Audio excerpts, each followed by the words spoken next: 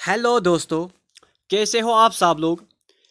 यहाँ पर हम इंडियन इकोनॉमी को यहाँ पर डिस्कस कर रहे हैं। हमने यहाँ पर एक लेक्चर देखा है, तो आज हम यहाँ पर करेंगे lecture number 2 over the Indian economy. तो यहाँ पर आज हम डिस्कस करने वाले हैं सेक्टर्स ऑफ इकोनॉमी। बहुत ही इंपॉर्टेंट टॉपिक है इंडियन इकोनॉमी का, सेक्टर्स ऑफ इंडियन इकोनॉमी। आज हम यहाँ पर इंपॉर्टेंट क्वेश्चंस देखने वाले हैं regarding the sectors of Indian economy. जो यहाँ पर ये सेक्टर्स ऑफ इंडियन इकोनॉमी है, ये एक मोस्ट इंपॉर्टेंट टॉपिक है इन द इंडियन इकोनॉमी। तो आज का हमारा ये लेक्चर होगा सभी कॉम्पिटिटिव एग्जाम्स के लिए बहुत इंपॉर्टेंट रहने वाला है। चाहे आप यहाँ पर एसआई की प्रिपरेशन कर रहे हो, एफएए का एग्जाम हो, यहाँ पर वीएलडब्ल्यू का एग्जाम हो, यहाँ पर एसएससी सीजीएल या जेके पुलिस बॉर्डर बटालियंस के एग्जाम के लिए ये बहुत ही इंपॉर्टेंट टॉपिक रहने वाला है। जो यहाँ पर है सेक्टर्स ऑफ इंडियन इकोनॉमी का ये लेक्चर है, ये यहाँ पर बहुत ही इंपॉर्टेंट लेक्चर रहने वाला है। लास्ट में मैं आपके साथ ये सेक्टर्स फिर से रिवाइज करने वाला हूँ, तो आप यहाँ पर एंड तक इस लेक्चर को देखना। तो यहाँ पर हम स्टार्ट करेंगे अपना लेक्चर। तो पहला क्वेश्चन हमारे सामने है, agriculture, dairy, fishing, forestry are the examples of.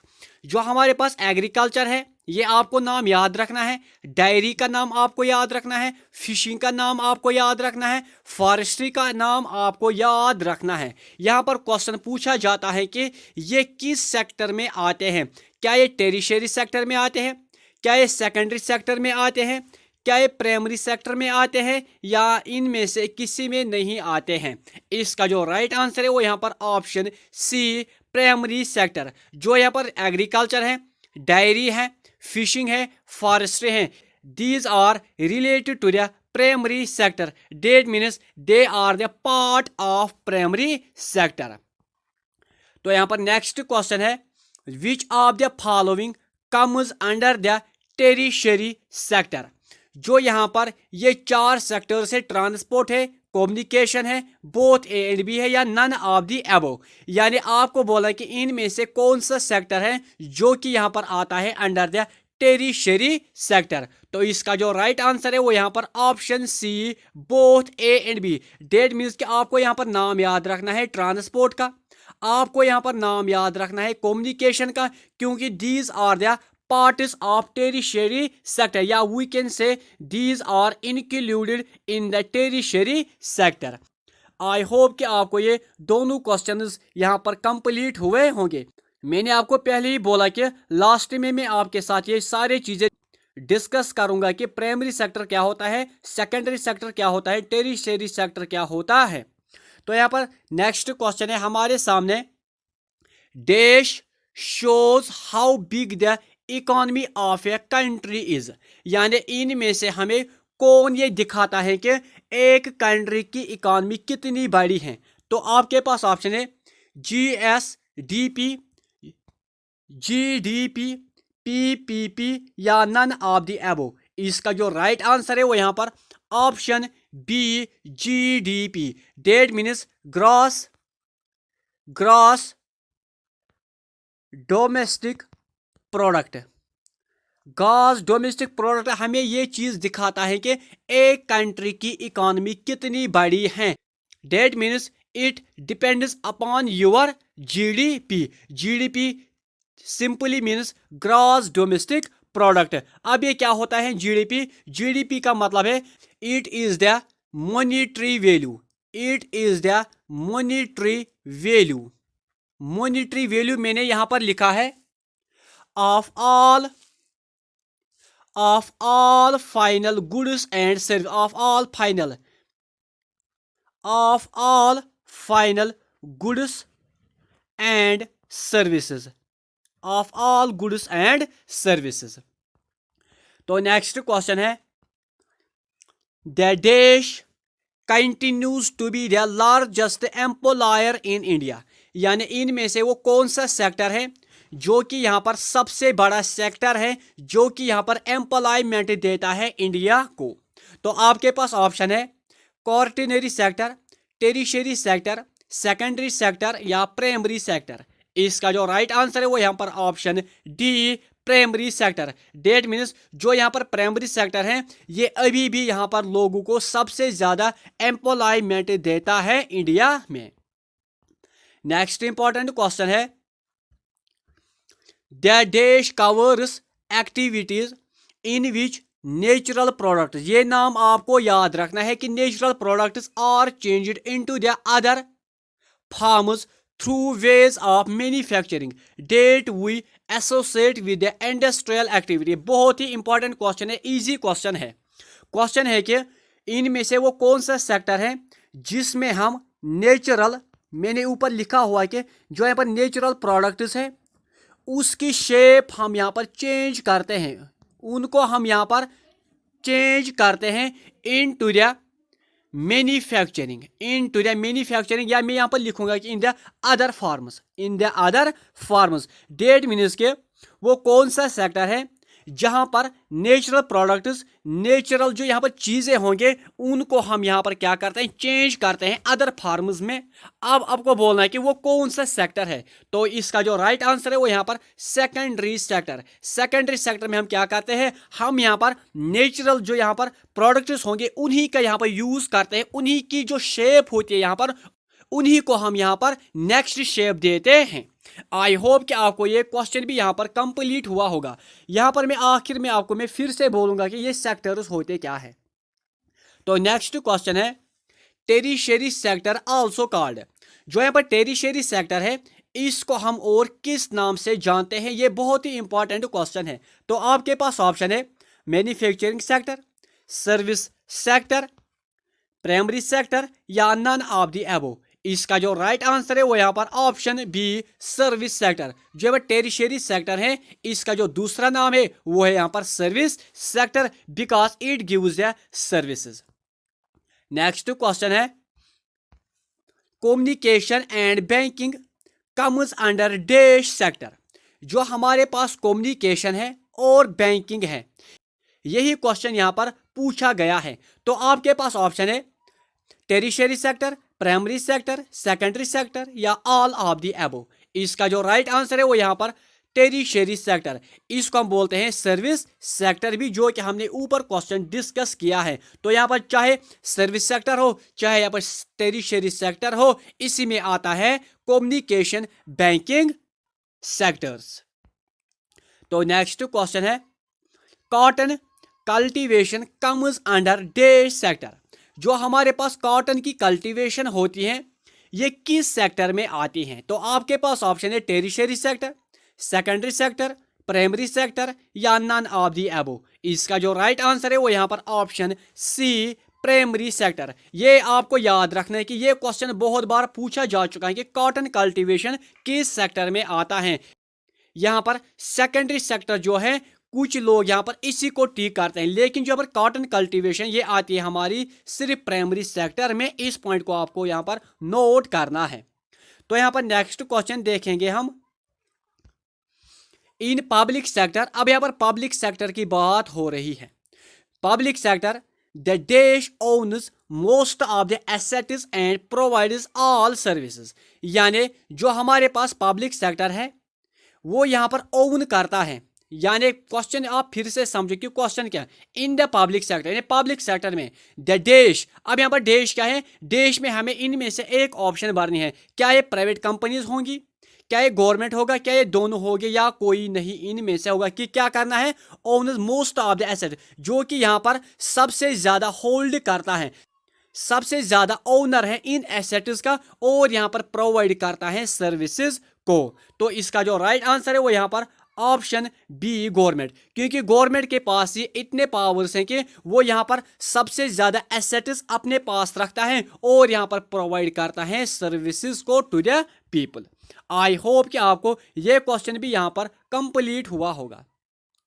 तो नेक्स्ट क्वेश्चन है, in private sector the ownership lies in the hands of. अब यहाँ पर क्वेश्चन है कि जो यहाँ पर प्राइवेट सेक्टर है इसकी जो ओनरशिप है वो किसके हाथ में रहेंगे। ऑब्वियसली बात है वो तो यहाँ पर प्राइवेट कंपनीज के ही हाथ में रहेंगे, क्योंकि गवर्नमेंट के पास नहीं रहेंगे, एनजीओस के पास नहीं रहेंगी या इन सारों के पास नहीं रहेंगी, क्योंकि यहाँ पर जो प्राइवेट सेक्टर होता है ये यहाँ पर इसके पास जितना भी होता है वो ये अपने ही पास रखता है। तो नेक्स्ट क्वेश्चन है, विच सेक्टर है shown the highest growth rate in India. ये बहुत ही इंपॉर्टेंट क्वेश्चन है कि इंडिया में वो कौन सा सेक्टर है जिसने यहाँ पर सबसे ज्यादा हाईएस्ट ग्रोथ रेट दिखाई है। तो आपके पास ऑप्शन है, क्या प्राइमरी सेक्टर ने दिखाया, सेकेंडरी ने दिखाया, टेरिशरी ने दिखाया या प्राइवेट सिस्टम ने दिखाया। इसका जो राइट आंसर है वो यहाँ पर ऑप्शन सी, टेरिशरी सेक्टर। ये बहुत ही इंपॉर्टेंट क्वेश्चन है, इसको आप यहाँ पर स्टॉक मार्क लगाओ। ये इंपॉर्टेंट क्वेश्चन है कि यहाँ पर जो टेरिशरी सेक्टर है इसने हमें रिसेंट ईयर्स में सबसे ज्यादा ग्रोथ रेट दिखाई है। अब मैं आपको यहाँ पर समझाऊंगा कि ये चीजें क्या थी। जो यहाँ पर प्राइवेट सेक्टर था इसका जो दूसरा नाम है वो है यहाँ पर एग्रीकल्चरल सेक्टर। पहले आप यह नाम याद रखो कि private sector is also called the agricultural sector. अब मैं आपको यहाँ पर यह चीज क्लियर करूंगा कि प्राइमरी सेक्टर होता क्या है। जो हमारे पास है प्राइमरी सेक्टर है इसमें हम क्या करते हैं, हम यहाँ पर करते हैं the direct use of natural resources.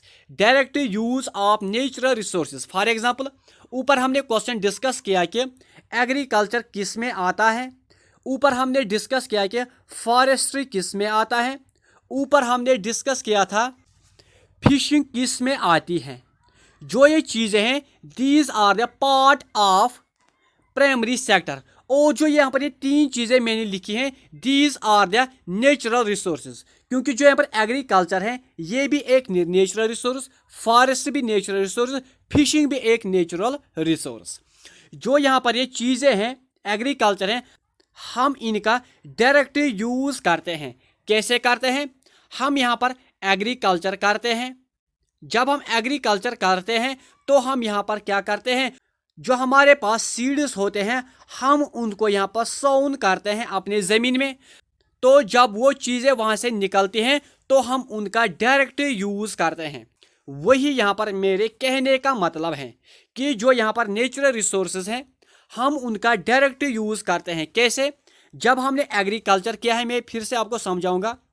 जब हमने यहाँ पर एग्रीकल्चर किया है तो वहाँ पर क्या निकलेगा, या तो वहाँ पर पैडी निकलेगा या तो वहां पर पल्सेस निकलेंगी या तो वहां पर वीट निकलेगा। हम क्या करते हैं, हम यहां पर डायरेक्ट वीट का यूज करते हैं, यानी उसको हम खाते हैं। यहां पर हम डायरेक्टली इन पल्सेस का यूज करते हैं और खाते हैं।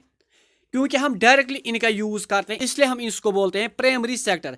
क्योंकि हम यहाँ पर कुछ भी नहीं करते हैं, वहां से चीजें आती हैं और हम यहाँ से इनको यूज करते हैं। उसी तरह फिशिंग है, हम यहाँ पर सीधे यहाँ पर फिशिंग करते हैं, उनका यहाँ पर हम कुछ भी नहीं करते हैं। अब जो यहाँ पर ये सेक्टर है ये आपको सेकेंडरी सेक्टर में यहाँ पर क्लियर हो जाएगा। और आप यहाँ पर याद रखोगे कि जो यहाँ पर प्राइमरी सेक्टर है इसको हम बोलते हैं रेड कॉलर वर्कर्स सेक्टर। ये बहुत ही इंपॉर्टेंट क्वेश्चन है, बहुत बार आ चुका है कि प्राइमरी सेक्टर को हम और क्या बोलते हैं। तो आपका राइट आंसर होगा यहाँ पर रेड कॉलर वर्कर्स।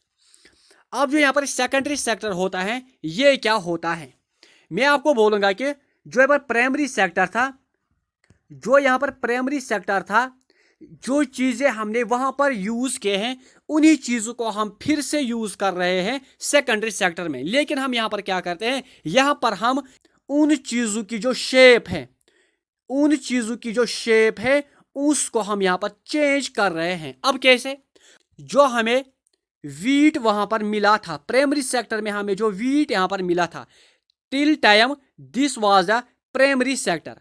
अब हम यहाँ पर क्या करेंगे सेकेंडरी सेक्टर में, हम इसको यहाँ पर किसी मशीन में किसी फैक्ट्री में लेंगे।